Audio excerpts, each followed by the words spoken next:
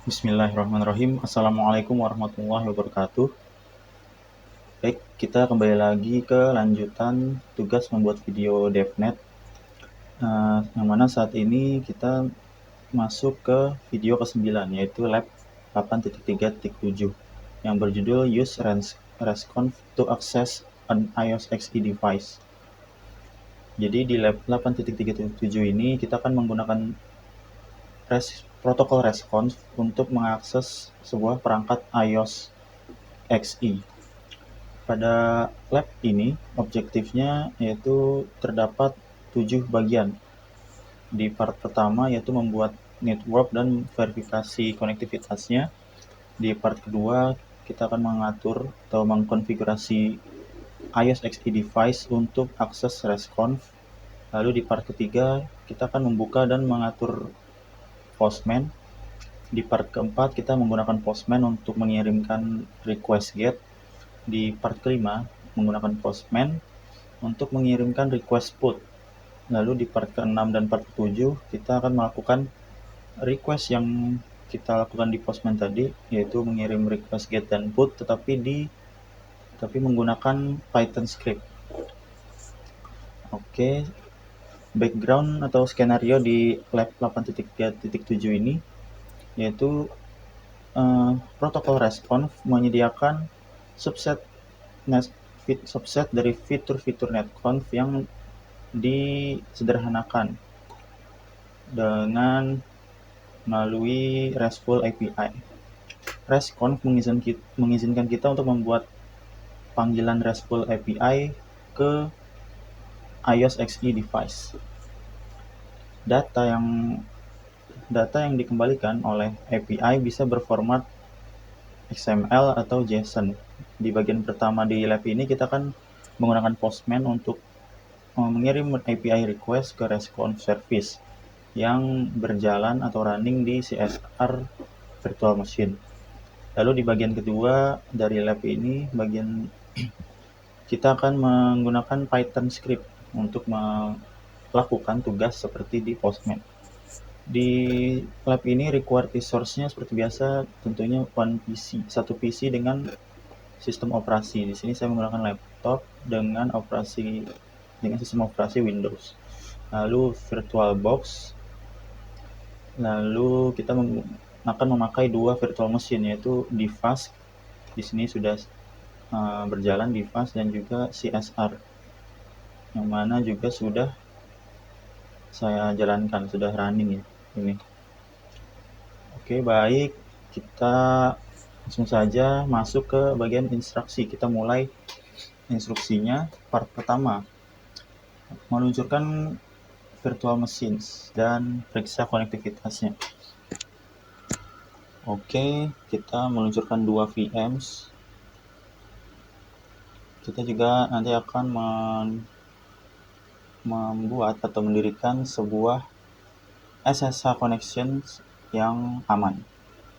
Oke, di step pertama di part 1 ini meluncurkan VMs yang mana sudah dilakukan. Lalu step kedua kita akan memverifikasi koneksinya. Di sini kita buka CSR-nya. Kita akan mengetikkan show IP interface bits. Oke, di sini tampil ya. Namun IP address-nya 102 ya, seperti pada lab sebelumnya, yaitu video ke-8. Di sini saya menggunakan 102. Jadi IP address-nya berbeda ya, different. Oke, kita buka terminal untuk meng-ping ya. Kita akan ping koneksi CSR-nya. Oke, di sini kita akan mengetikkan ping 192.168.56.102. Oke, sudah tampil ya. Sudah terhubung. Lalu kita akan ke step 3, memverifikasi koneksi SSH. Kita akan masukkan command SSH Cisco 192.168.56.102. Oke, passwordnya kita masukkan sebentar, Cisco 123 tanda seru. Oke, sudah berhasil masuk ya. Di sini kita biarkan saja, leave the SSH session open. Oke, kita masuk ke part kedua. Di part ini kita akan mengatur atau mengkonfigurasi si SRVM untuk menerima message dari response. Kita juga akan memulai service HTTPS. Oke, kita masuk ke step 1. Di sini kita show platform software yang management proses.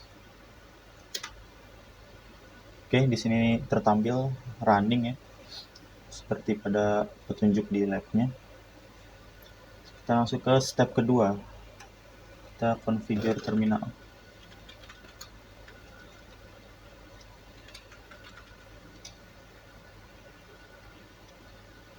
Kita masukkan resconf.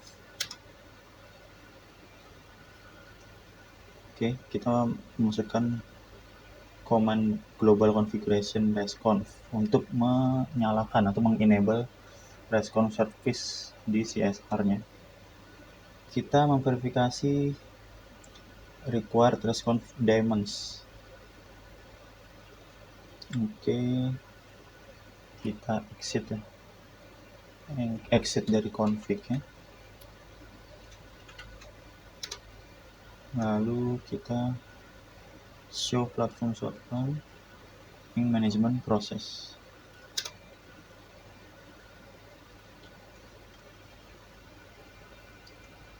Di sini masih running semua ya. Kita baca lagi. Recall bahwa NSSD which may bisa saja running di device kita. Kita tidak memerlukannya pada lab ini. Tetapi kita membutuhkan nginx nginx. Oke, jadi kita biarkan saja. Kita masuk ke step ketiga, yaitu kita configure terminal. Enter configuration commands one per line. Oke. Kita masukkan IP HTTP secure server, lalu IP HTTP authentication lokal.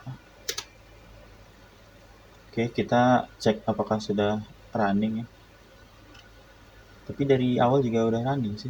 Oke, kita show lagi.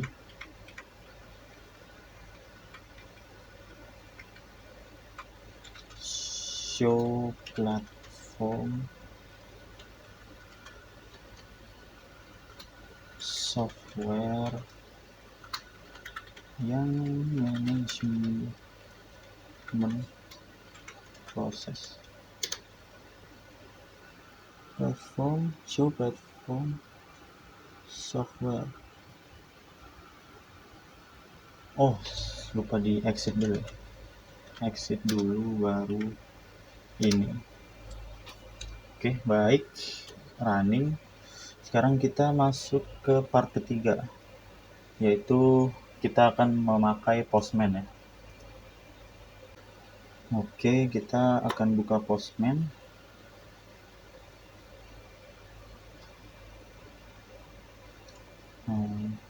Sudah. Step kedua yaitu mendisable SSL certification verification. Oke, kita tunggu dulu sampai ini memuatnya sampai selesai loadingnya.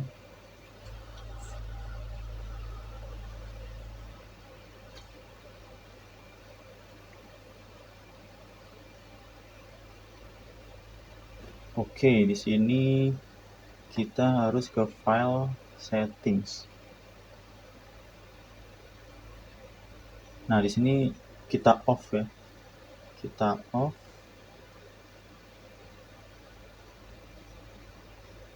Apakah sudah? Oke, sudah off. Oke, kita akan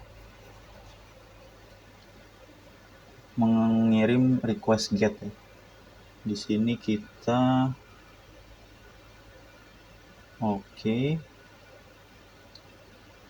kita enter URL-nya. Oke, di sini kita enter. Kita ganti 102.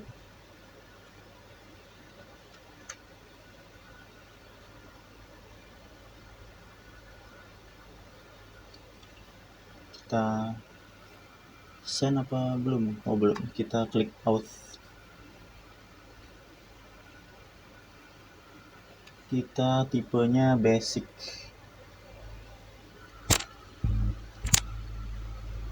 For username and password, oke. Sudah. Klik headers. Klik the 7 hidden.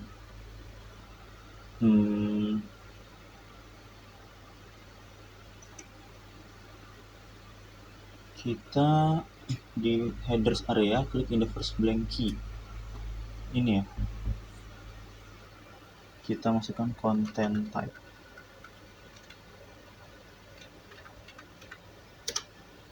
Oke. In the value kita masukkan application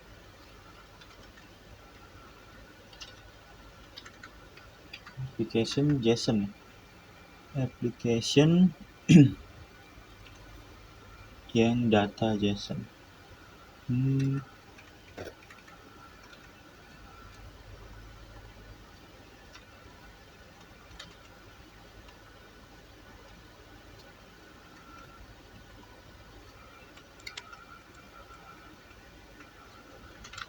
Yang data JSON. Oke, baik. Ini akan meminta Postman mengirimkan JSON data. Oke. Kita akan menambah another key.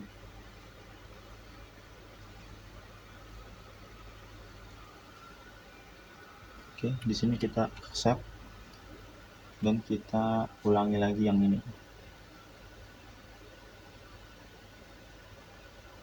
Nah, oke.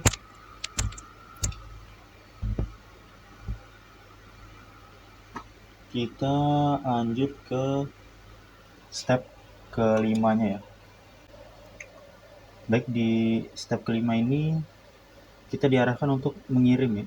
Kita harus diarahkan untuk send, klik send. Oke, kita klik send. Di sini tulisannya, ini kita coba perkecil saja kameranya. Nah, di sini tampak pesan error 401. Specifically when authentication possible. Kemungkinan authentication-nya gagal ya. Oke, kita cek. Di sini ini ya. Beda ya, passwordnya beda. Oke, kita coba. Kita send kembali. Nah, oke, sekarang sudah kodenya 200. Oke, sekarang kita lanjut ke step ke-6 yaitu use a get request. Kita menggunakan request get ini untuk mendapat informasi untuk semua interfaces di CSR1KV. Oke, kita duplicate tab ya. Kita duplicate tab, use the IETF interface yang modal. Kita masukkan ini ya,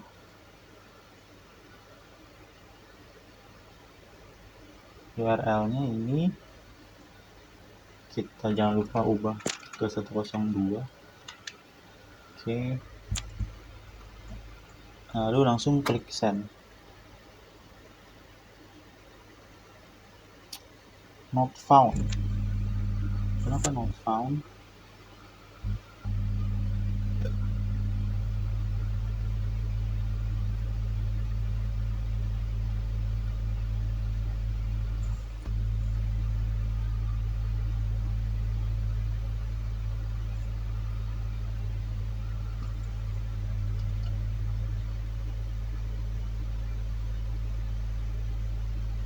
Nah, di sini sudah menunjukkan 200 oke juga ya.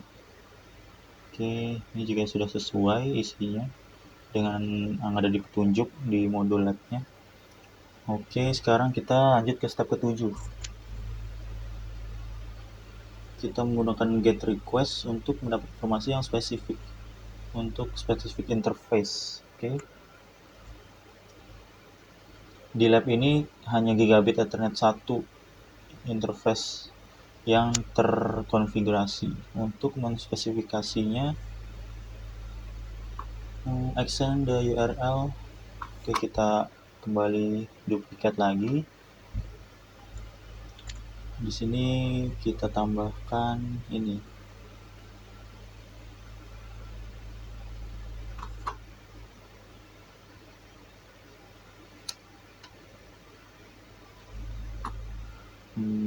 Kita copy semua saja deh.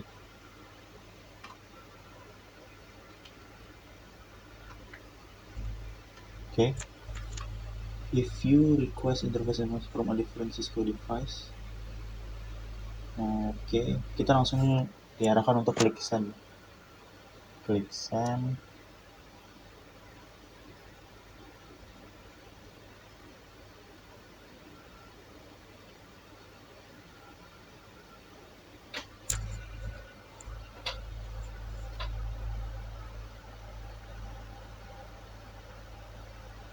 Kita masih menunggu prosesnya di sini.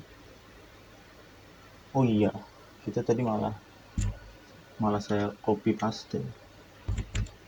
Oke, kita send.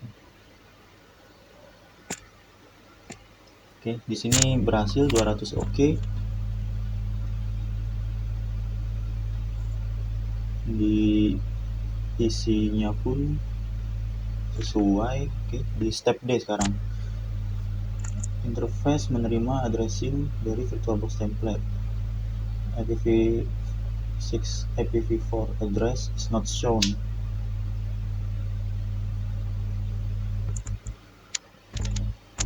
Oke. Coba kita buka.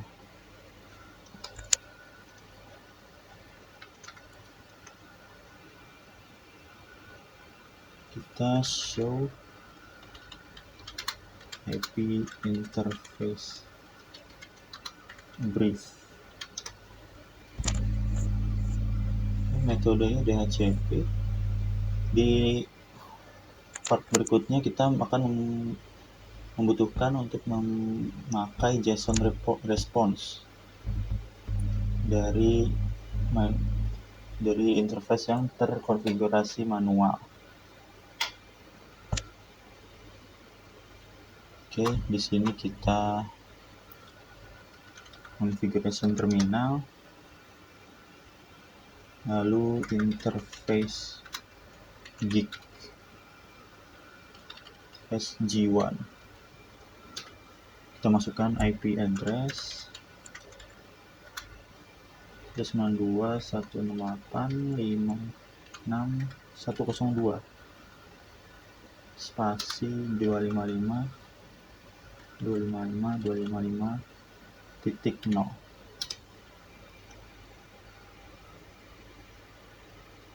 Oke, kita end. Setelah itu kita show IP interface kembali. Nah, di sini metodenya berubah menjadi manual. Oke, sekarang di step F kita diarahkan untuk kembali ke Postman.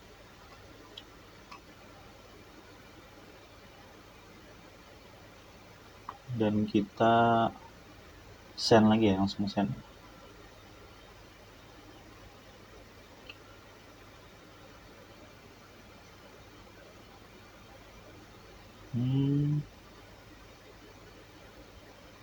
Oke, sekarang sudah tampak ini baru ya, seperti yang kita atur tadi. Oke, sekarang kita masuk ke part kelima, yaitu mengirimkan request put. Di part ini kita akan mengonfigure Postman untuk mengirim put request. Oke, kita masuk ke step 1. Oke, kita duplicate lagi ya, atau kita close aja ya.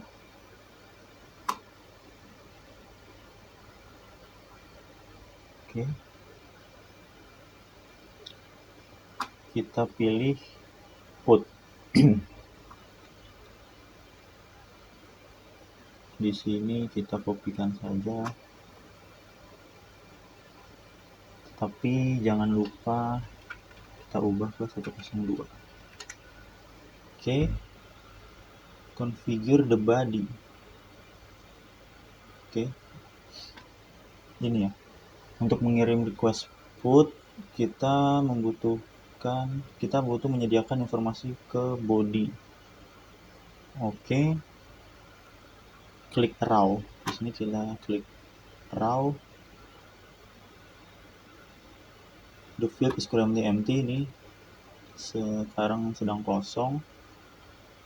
Jika mengirim send sekarang, kita akan mendapatkan error 400 byte request. Oke, kita akan memasukkan ini ya ke body ya, untuk membuat loopback satu interface.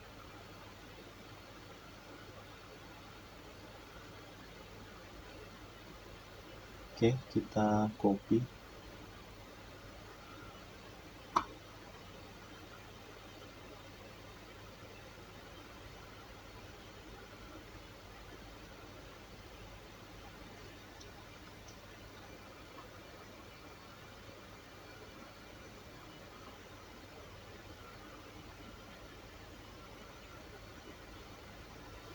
Oke, kita klik send ya.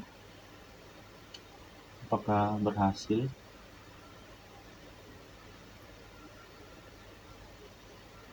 Baik, di sini muncul 201 created. Kita bisa memverify lagi di sini ya, di CSR.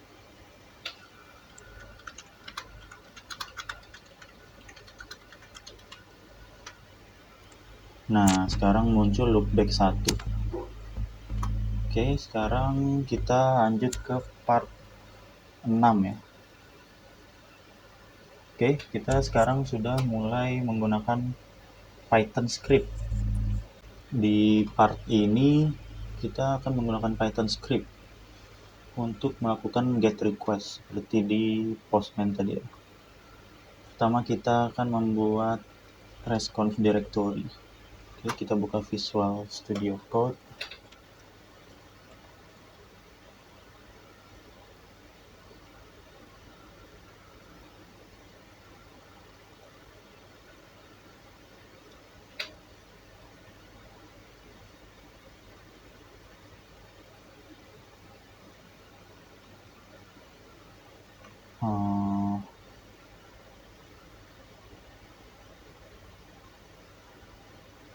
Oke, kita open file dan open folder. Kita arahkan ke labs. Iya kan ya? Labs dan DevNet SRC. Kita klik open ya.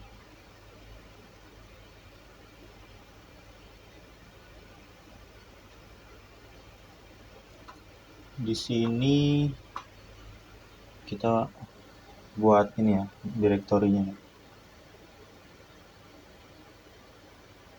Oke, kita clear dulu, kita cd labs.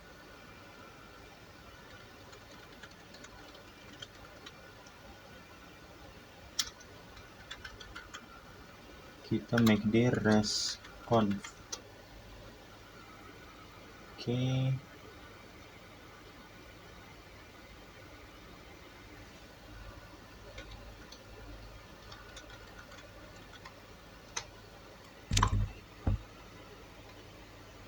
Jadi di sini kita coba close lagi dulu ya.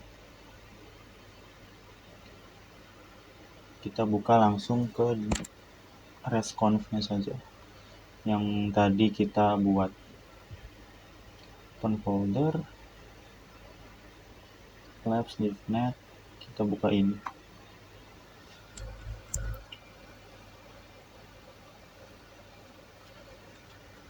Nah, di sini kita membuat file ya. Di sini kita namakan resconf get.py. Nah, di sini resconf.py. Oke, kita masukkan following commands untuk mengimport modules. Oke.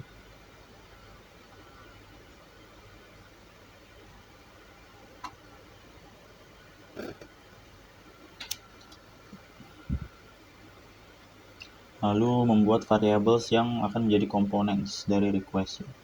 Yang A, kita masukkan API URL.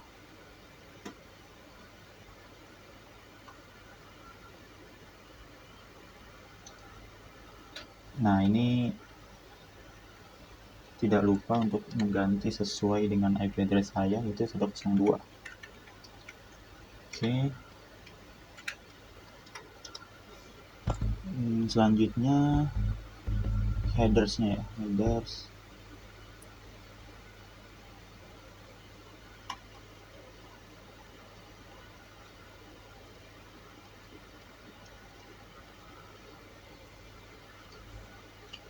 Lalu kita masukkan basic house.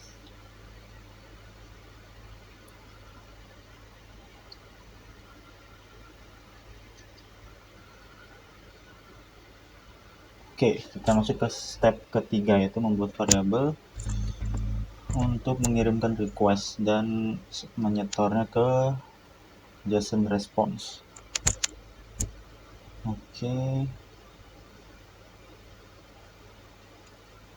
kita tambahkan ini.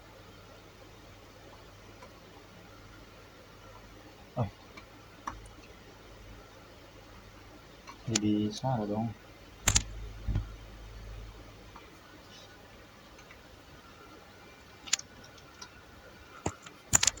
Nah, di sini ada penjelasan dari tiap elemennya ya. Resp ini adalah variabel untuk memegang respons dari API. Lalu request.get ini adalah metode yang sebenarnya membuat request get-nya. Lalu API URL ini variabel yang memegang URL address. Lalu aus ini variabel yang dibuat untuk memegang informasi autentikasi. Lalu headers ini parameter yang dibuat untuk variabel headers, dan verify false ini untuk mendisable verification dari SSL certificate saat request-nya dibuat. Jadi seperti di Postman tadi ya, di awal di setting harus di off dulu ya. Oke, kita tambahkan ini untuk melihat respons HTTP-nya.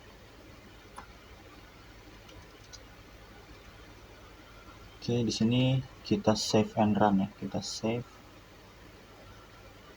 Lalu kita run. Yaitu Python 3 resconf get.py. Oke, responsnya 200, sudah sukses berarti. Kita lanjut ke step keempat, yaitu format and display. Kita bisa mengekstrak yang model response values. Oke, di sini kita masukkan ini supaya menunjukkan outputnya. Oke, kita save lagi dan kita jalankan lagi.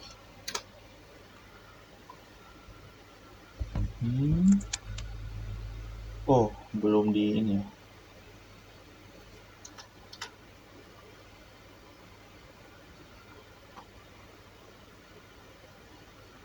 Oke.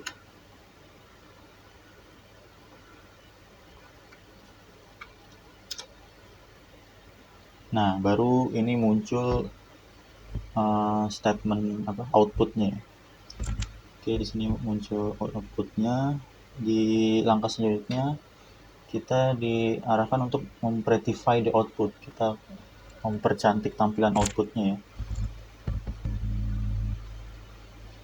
Kita harus mengedit print statement kita. Oke. Kita edit ya.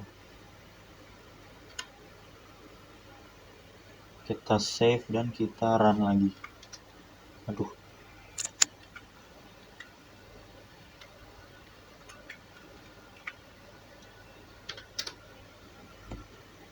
Nah, sekarang tampilannya menjadi JSON yang terstruktur.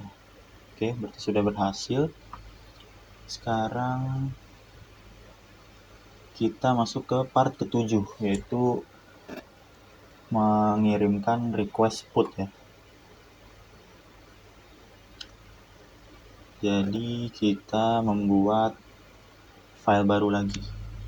Sekarang resconf put.py.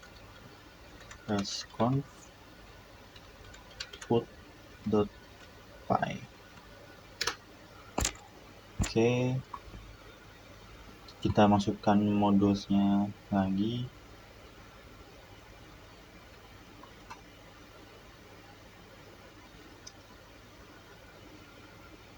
Kita masukkan API URL-nya juga seperti tadi.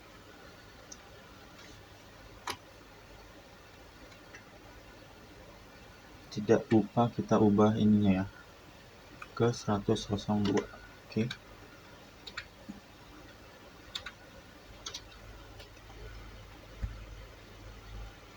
Kita masukkan headers.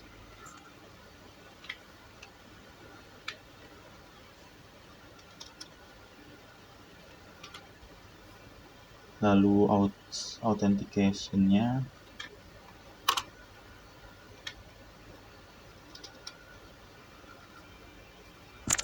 Lalu yang D, kita membuat variabel yang config, yang memegang data yang diperlukan untuk membuat loopback 2, interface baru loopback 2. Oke. Kita bisa menggunakan dictionary yang sama seperti yang di Postman. Ubah interface number dan address-nya. Oke, jadi kita tambahkan ya.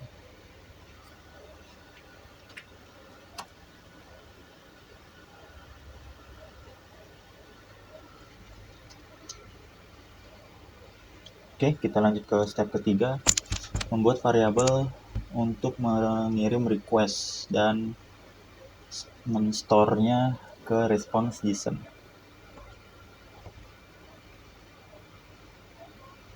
Oke, kita langsung ke A.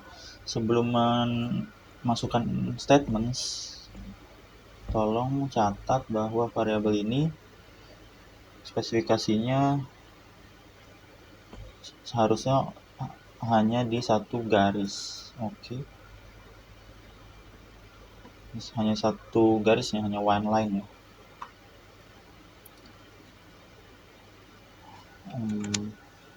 Berarti kita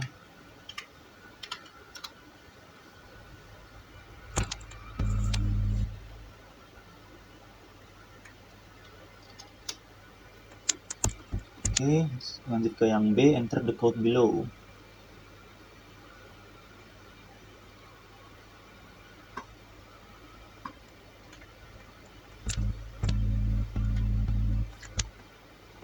Nah, berikut tertampil kembali tabelnya dan explanation-nya dan penjelasannya.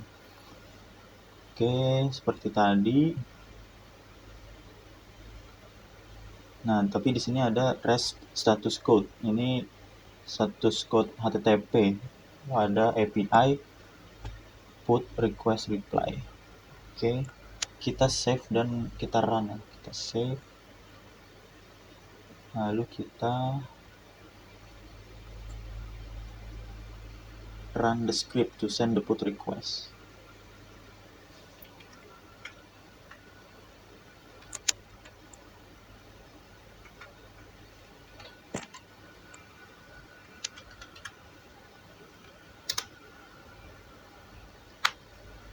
Terdapat error ya di line 36.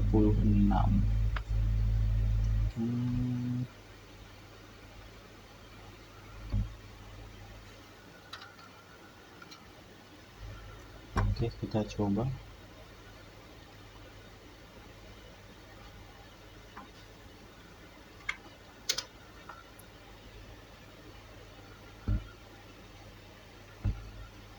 Error message.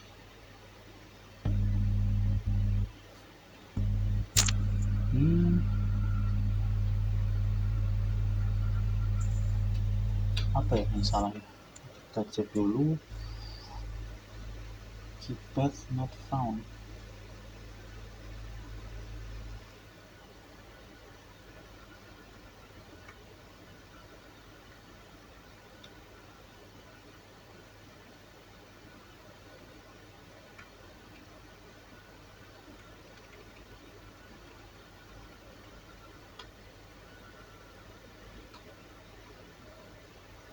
Kira-kira apa yang salah ya?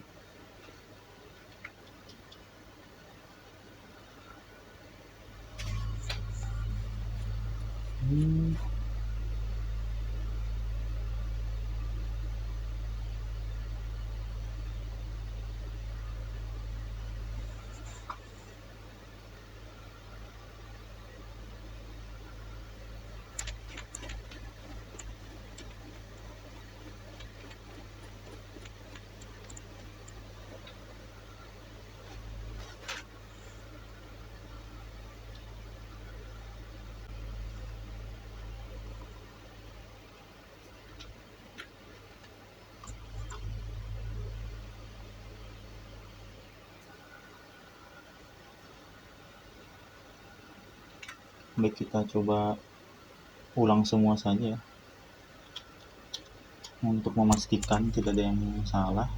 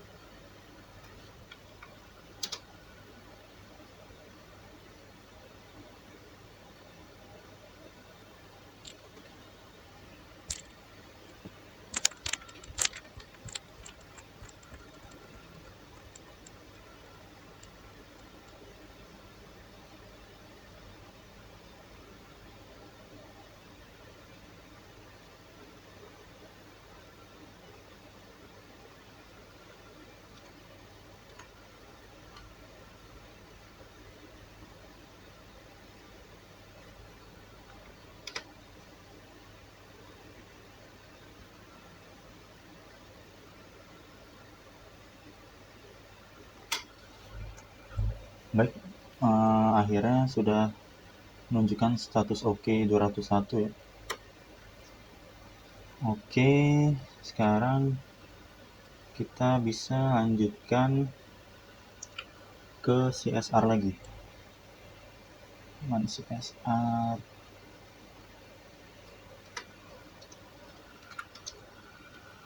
Kita show IP interface brief. Nah, di sini muncul loopback 2 ya. Jadi ada interface, ada tiga, ada gigabit internet 1, ada loopback 1, dan ada loopback 2. Oke, sudah up protokolnya. Lalu program used in this lab.